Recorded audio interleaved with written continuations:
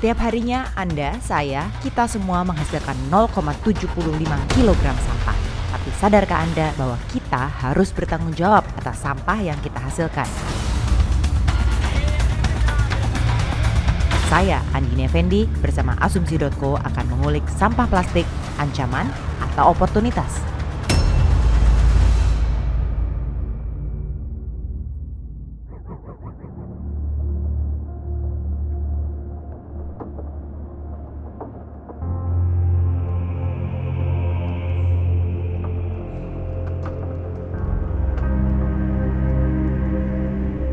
Pemulung satu hari ini buat hari ini makan, bagaimana dia 14 hari harus biaya kehidupannya.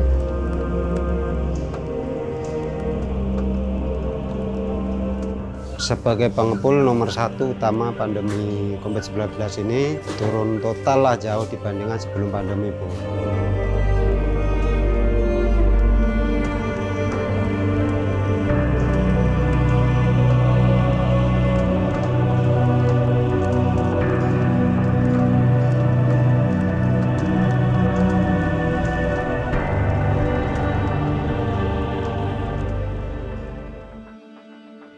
Di tengah pandemi COVID-19, industri pengelolaan sampah tidak luput terkena imbasnya. Pengurangan aktivitas di luar rumah mendorong produksi sampah plastik di rumah. Mari hitung berapa tambahan kemasan dari makanan jadi atau cemilan yang dibeli online dalam seminggu. Misalnya, saat memesan paket lauk pauk, sedikitnya ada 5 plastik pembungkus tiap jenis lauk dan 1 kresek tambahan. Dalam survei singkat pada masa PSBB yang dilakukan oleh pemerintah Provinsi DKI Jakarta di beberapa tempat penampungan sementara, sampah menunjukkan komposisi plastik meningkat jadi 21% dari total sampah dibandingkan komposisi pada tahun 2018 sebesar 15%.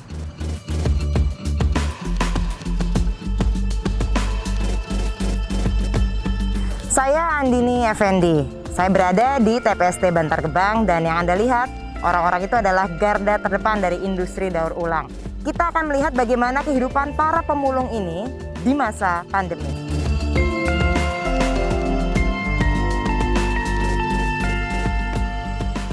Pak Poli, kalau kita lihat ya dari masa PSBB awal Maret sampai sekarang gitu ya, ada perbandingannya nggak pendapatannya pemulung?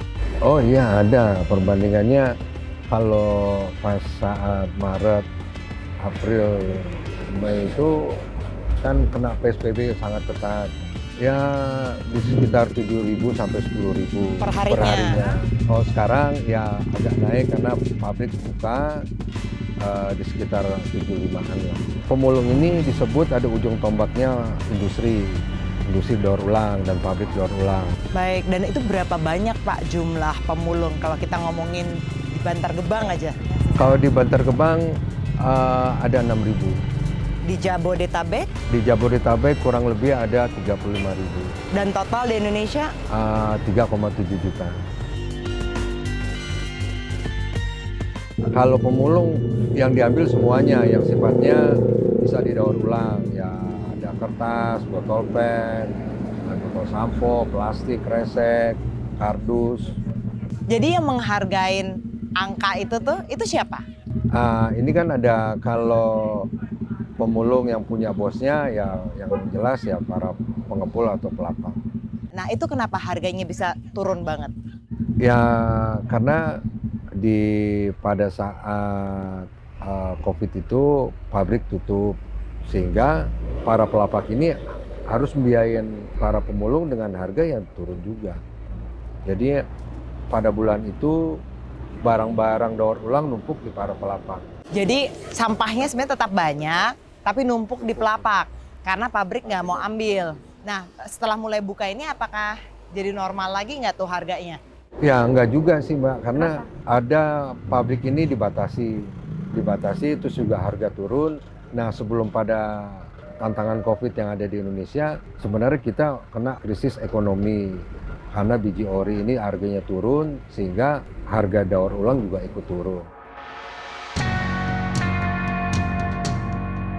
Jadi ketika ada kayak gerakan kampanye atau regulasi plastik sekali pakai itu jangan terlalu sering dipakai, itu berpengaruh banyak nggak Pak? Oh iya, sangat berpengaruh karena ketika dilarangnya plastik sekali pakai, itu kan pendapatan para pemulung berkurang karena sudah tidak ada lagi plastik.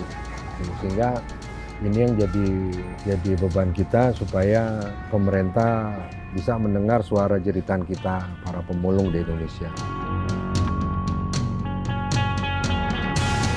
Ya, kalau saat ini yang sangat pengaruh, yang pertama PSBB.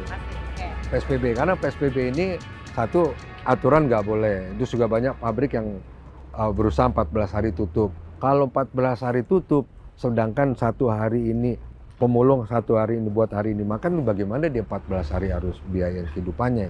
Terus yang kedua, yang jelas adalah larangan plastik. Yang ketiga, krisis ekonomi, harga turun.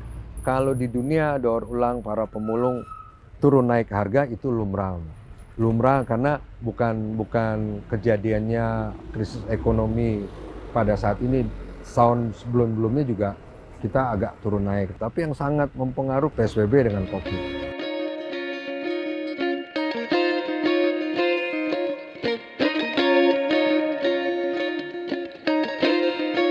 Pak, sebenarnya kalau dari plastik itu tuh mana sih apa sih yang membuat harganya tuh paling tinggi, bagian mananya gitu? Ya, kalau yang paling tinggi yang jadi primadona sebenarnya kalau kita mau jujur PET ya. Dijualnya berapa tuh Pak kalau yang PET ini? Kalau PET ini kalau sudah dipres untuk harga sekarang, harga COVID sekarang, pabrik bisa nerima 5.500 sampai 6.000. Nah, kalau yang kayak PET itu berarti banyak yang nyari dong Pak Iya, dari pemulung banyak, ini. Ya, banyak. Nah, sekarang ini kesulitan nggak untuk nyari PET?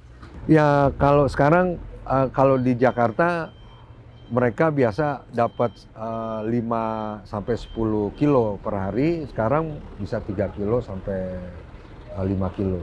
Karena PSBB ya. Iya, dan juga mungkin karena paling dicari itu.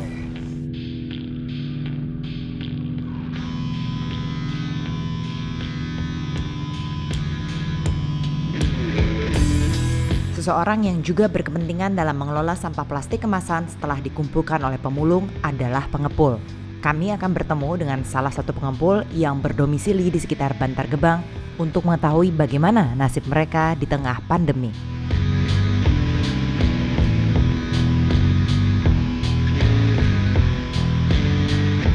Mas Angga udah berapa lama nih jadi pengepul? 20 tahunan. 20 tahun jadi pengepul. Kalau sekarang nih masa pandemi bisa dibilang masa berat nggak? Sebagai pengepul nomor satu utama pandemi COVID-19 ini turun total lah jauh dibandingkan sebelum pandemi, Bu. Ya, dulu kita bisa ngirim ke pabrik itu mungkin sebulan bisa 4 kali, sekarang hanya 2 kali. Itu berapa ton tuh kira-kira? Ya minimal 20 ton. Satu truknya kan 5 ton itu. Mungkin 20 ton, sekarang jadi turun 50%, bisanya 10 ton gitu, Bu. Pak, harganya ada yang turun nggak tuh? Ada harga intinya gini, Bu. Harga tadinya per kilo bisa 6.000, sekarang paling 4.000, kan jauh beda. Ya karena gini, Bu, di pabrik nomor satu, di pabrik itu intinya udah yang cetak jadi pun nggak bisa keluar. Dengan alasan juga pandemi. Jadi bahan bakunya itu dikurangin juga. Ya minimal dulu sebelum pandemi minimal sebulan penghasilan bisa 60, cuman sekarang ya 50%-nya lah, Bu. 60 jutaan sebulan. 60 juta iya, sebulan? bulan.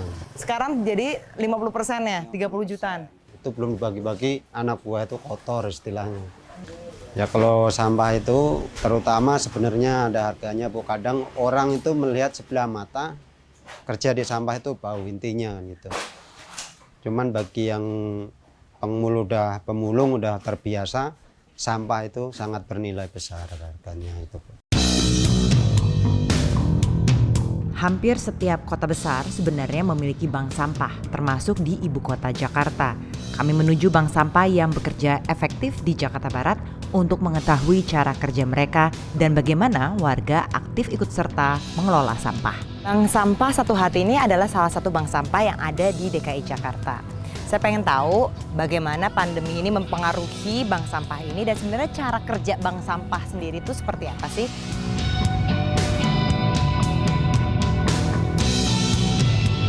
Kalau kita mendengar bank sampah itu adalah dua suku kata ya Mbak, bank dan sampah ya.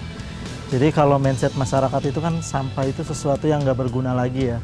Tapi kalau kita di sini di Cengkareng Barat, sampah itu bisa menjadi rupiah, bisa menjadi uang. Caranya gimana?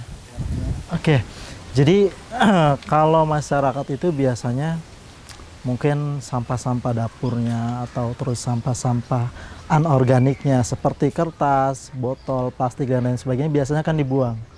Nah, tapi mungkin sebagian besar masyarakat Jakarta Barat itu udah nggak kayak gitu. Jadi mereka mengumpulkan di satu wadah, lalu kemudian ditabung di bank sampah unit di RW mereka. Kalau di kantor mungkin di kantor mereka juga, atau di sekolah anak-anak mereka juga ada. Dan yang menariknya mungkin ada bonusnya lagi nih di bank sampah ini. Jadi nanti sampah yang dikumpulkan di bank sampah unit kemudian dibawa ke bank sampah induk kita, itu nanti akan dibayarkan dalam bentuk rupiah. Tujuannya apa sih sebetulnya? Nah, tujuan yang paling utamanya itu adalah kita melakukan pengurangan sampah dari sumbernya. Jadi per hari itu Jakarta Barat sendiri kan ikut nyumbang ke Bantar Gebang itu sekitar 1.500 ton per hari kita buang.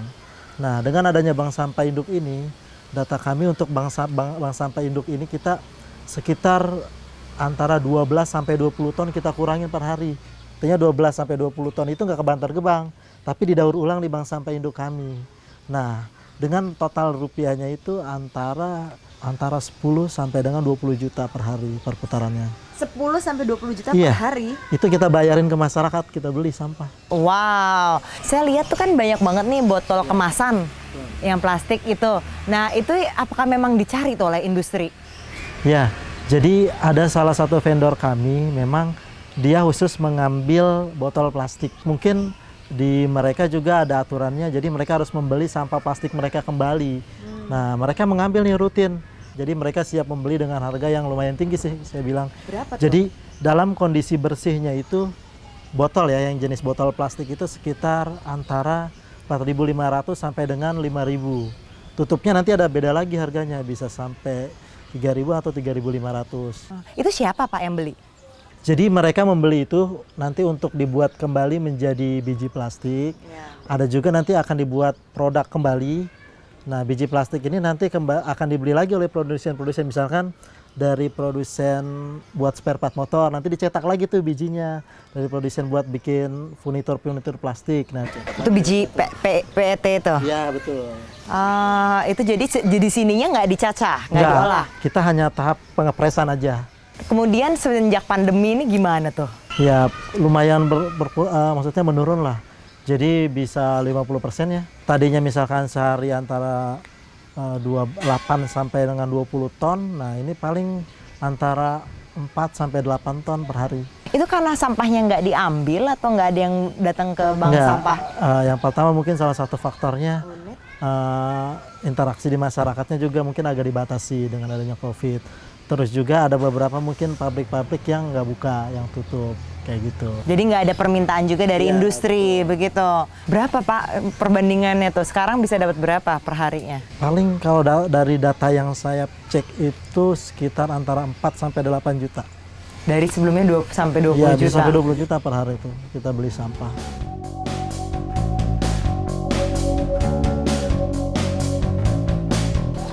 Mungkin sebelumnya kita nggak kebayang kalau ternyata yang kita anggap sampah itu memberikan kesempatan bagi orang lain. Karena dari badannya aja udah ada harganya. Ternyata tutupnya pun juga ada harganya. Kalau kita lagi ngomongin soal sampah kemasan nih, ternyata itu memberikan penghasilan buat orang yang lebih banyak lagi. Tapi itu harus juga dimulai dari kita. Karena kalau kita nggak milah dan nggak mengolah sampahnya dan nggak memberikan ke tempat-tempat yang memang bisa berakhir ke industri, siapa lagi?